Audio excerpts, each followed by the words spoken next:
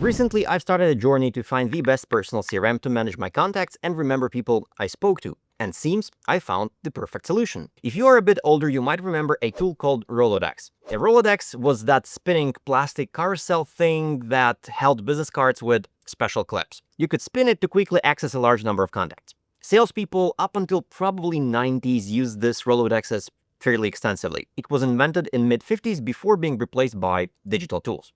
Dex then is a derivative of the name Rolodex. This is a second video in a two-part review series, and you will hear me comparing Dex to Clay all the time. If you're curious what Clay is, you could watch my first video or stay here. Just remember, I'll compare those two all the time. Now, in this video, besides answering the key question, is this the perfect personal CRM, I'll cover the company behind Dex, who Dex is for, key features of Dex, product support, briefly touch on technical aspects, and of course, express my personal, completely unbiased and 100% objective opinion. And if you're new here, my name is Jeff Tiley and I'm CRM consultant. I help companies and people build systems to work with other companies and other people. So make yourself comfortable, hit subscribe button, and let's jump into the first part of this video, who is behind the Dex. As is my usual practice in all my reviews, I'll start by talking about the company itself. Now, it's a very small company registered in Delaware. According to the last official document I could find, they have just 2 employees. Other estimates put the number closer to 9, and I suspect a lot of their work is outsourced, which is quite common and normal nowadays. It's nothing to be concerned about, and it's frequently seen in modern tech companies. The company was founded in 2019 and was largely founded by Y Combinator and through crowdfunding, though they also have some private investors. The company is active and seems to be one of those cases where a company is doing well but doesn't seek an excessive public presence. For example, the CEO of the company didn't respond to me on LinkedIn, and at the time of this recording, he only had about 300 connections. Which brings me to an important question: who Dex is for? Now, this is interesting because on their website, they have a section called use cases, and they have listed 3 main ones: MBA students, investors, and creators, people like me who make podcasts or create content and need to keep track of their contacts. I have a strong suspicion that this section on the site has been there for a while and was an experiment that just stuck. But again, that's my speculation. It's likely they found some well-converting headlines and use cases that most often attract customers. You can often see this on my own website. I generally work in CRM, but if you read my site, it's mostly about Salesforce. That's simply because Salesforce converts better than others. So I think they have a similar story with that section on their website. Nonetheless, the truth is that this product is truly for professionals, for any person who works with other people and needs to remember many things like birthdays, kids' names, and so on. So who is this product not for? It's not for people in sales. It's not for those who need funnels and sales pages and so on. If you need customer support functionality, it's not about Dex. Dex is purely for contact management. By the way, they do have an application which is called RolodexCRM.com. This is their attempt to create a CRM for teams, sales, support, and so on, but I'm not gonna talk about this CRM in this review. In short, that application is pretty weak. I mean, extremely weak. That brings us to a great time to talk about user interface. Now, Dex has roughly 4 versions: web, desktop, iOS, and Android. Let's talk about the web and desktop apps. Regarding desktop version, a quick clarification: I specifically use the app on a Mac. So it's a very good, professional, and clean design. Everything is in its place, and if you open an interface, you will see it's very well structured. It has convenient groups and categories. The search is in the right place, and it has great filters. It's everything you would expect from a modern and well-designed interface. For some, it may seem a bit boring, but in my opinion, it's the ideal interface for my personal needs.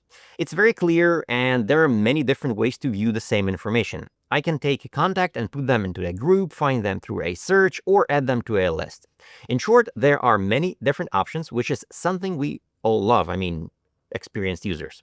There is one significant downside to the desktop app, and that's the lag. I don't know why this happens, and I did a bit of research, and people are indeed saying that there are problems with the desktop version of Dex. It's the exact same problem as with Clay, the alternative to Dex. I link my previous review here once again, just in case you missed that in the beginning.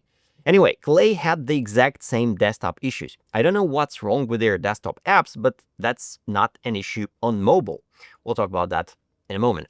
So the lag is especially noticeable when you press Command K, or in case of Windows, probably Control key buttons.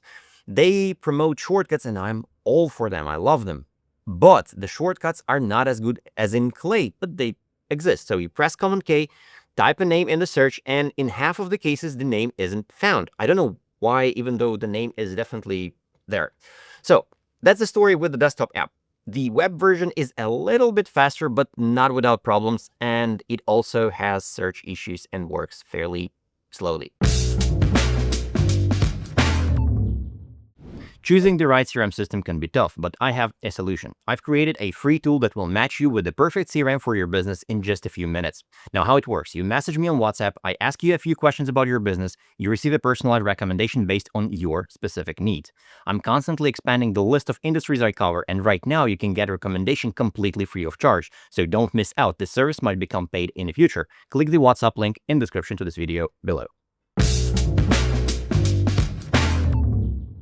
Next, Chrome plugin. It makes life so much easier when adding people, especially after events. I often just take a screenshot of a person's profile I talk to, then I find them on LinkedIn and screenshot them during the event. Then when I get home, I open my photo feed, find the person on LinkedIn. They're often already added as a connection, but that doesn't make it any easier for me because I'll still have to go through LinkedIn to find that person.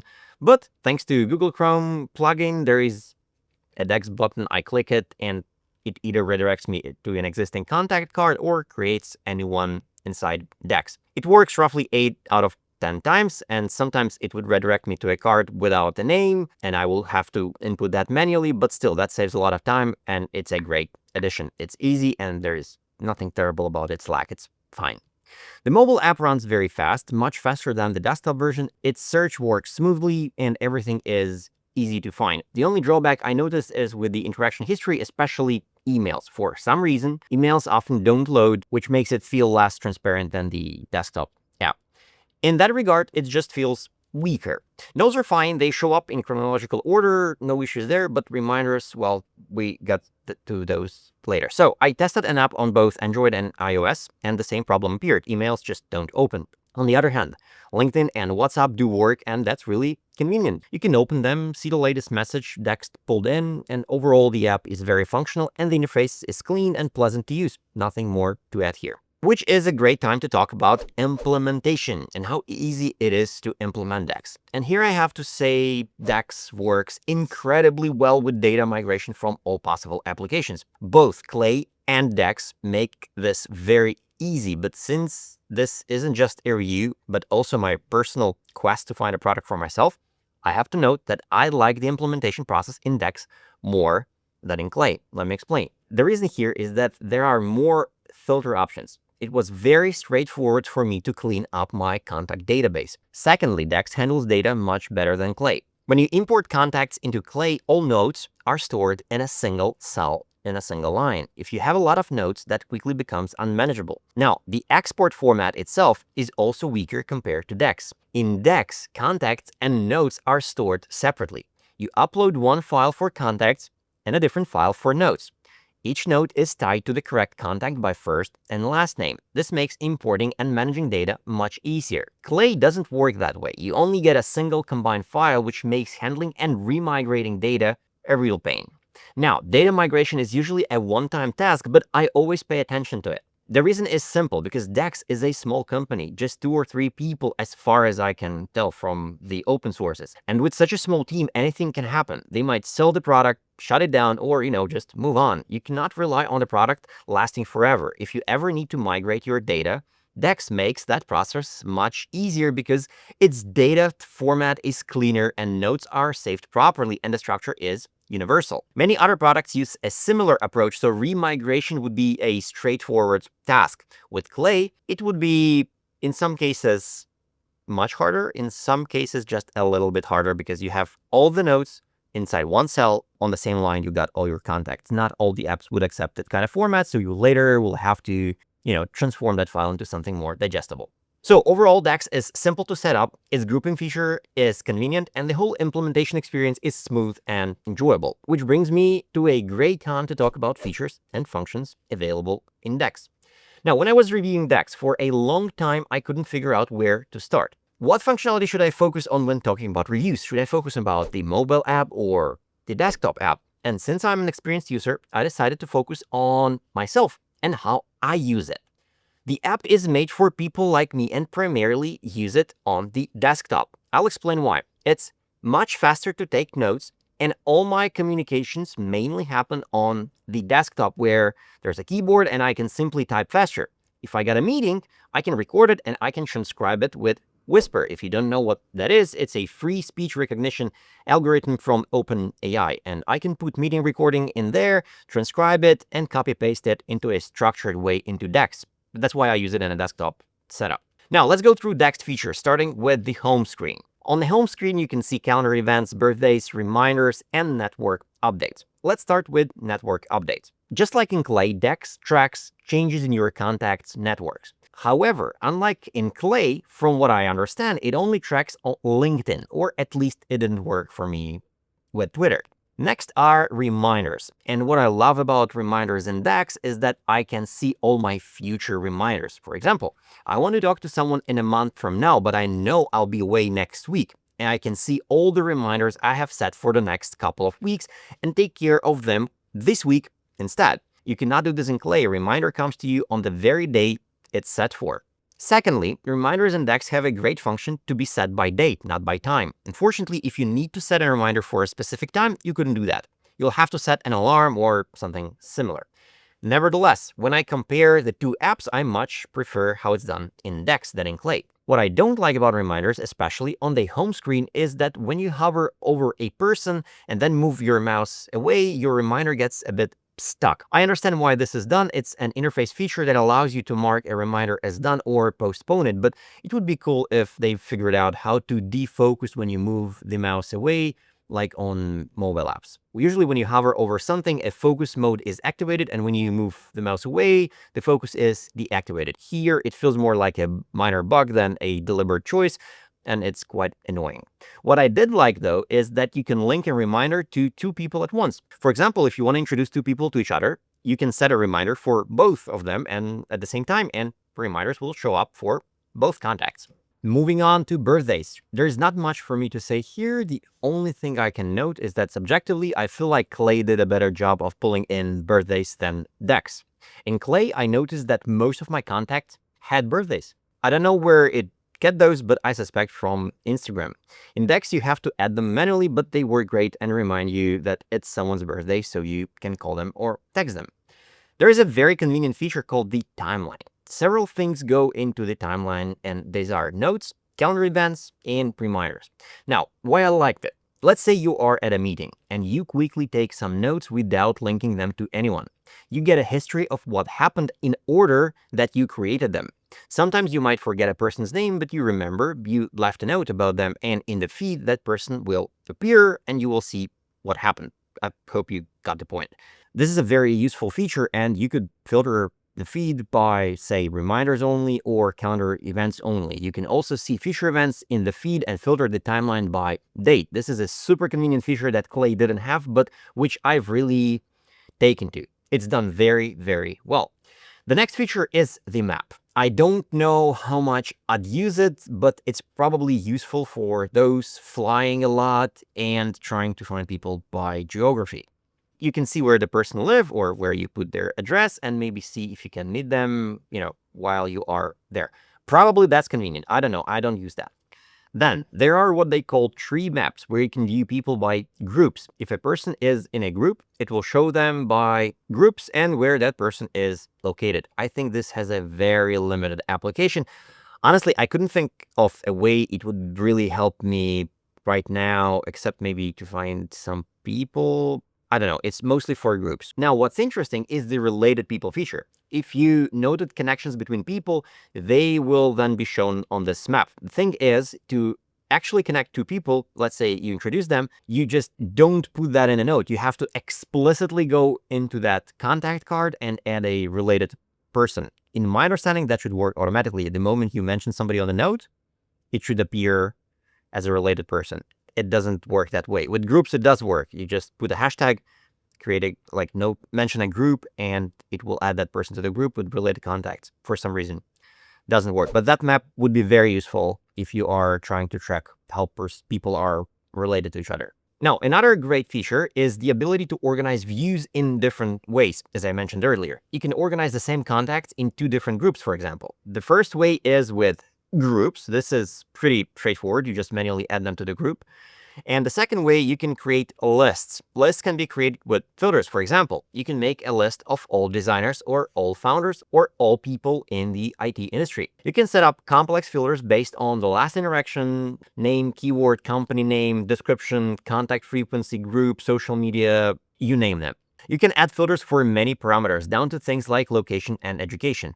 Again, I don't use this feature much myself yet because I did a major review of my contacts and decided to archive almost all of them, keeping only a few hundred people in my active list. I'm slowly bringing back other contacts like volleyball contacts, since I used to be a professional athlete, like school contacts, university contacts, and so on. I personally realized that at this point in my life, I only need contacts related to my professional activities. When my life stage changes, I'll need different contacts, and they are there in my archive, and I'll create other groups one day, probably. For now, I don't use this views, but it's a very convenient feature when you have thousands and thousands of contacts, and I think it's just really nice to have. The next thing I liked about Dex is a contact card. Now, contact card feels a little bit weird because on the right-hand side, you got your fields, which are immediately editable. Normally, in other systems, fields are editable after clicking some sort of a pencil or like an edit button. Here, on the right-hand side, you got all fields which are immediately editable. Now, the logic of the system is slightly different because you got all your action buttons, like, for example, send a message or make a call, they are on the top. Now, on the side, they made a deliberate choice to make all fields editable immediately after they are open.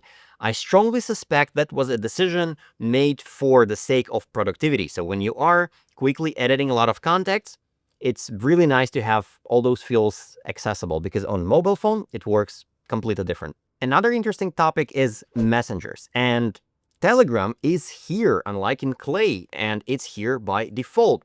Now, what I mean is that in Clay, there is no option for adding a person's Telegram.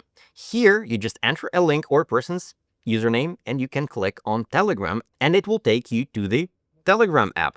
It's so simple. Yes, it doesn't pull information from Telegram just like Clay, but at least it can direct you to the Telegram. It just has a dedicated space for this. The top section has several interesting features. First, there's an AI assistant that can help draft a quick email, for example. There's also a button for quick actions like setting reminders or sending emails. Here is my criticism of Dex though. Unlike in Clay, there are no keyboard shortcuts for these actions, which is really annoying. There is also a button to enrich contact using LinkedIn profile. Clay, on the other hand, has enrichment from Instagram as well, which actually works much better than just LinkedIn alone.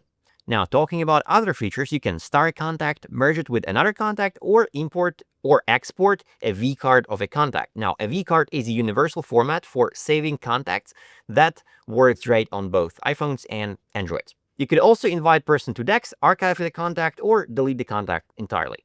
Next, notes. Notes are well done. There are different types of notes, though I don't really understand why this is necessary since I just take notes.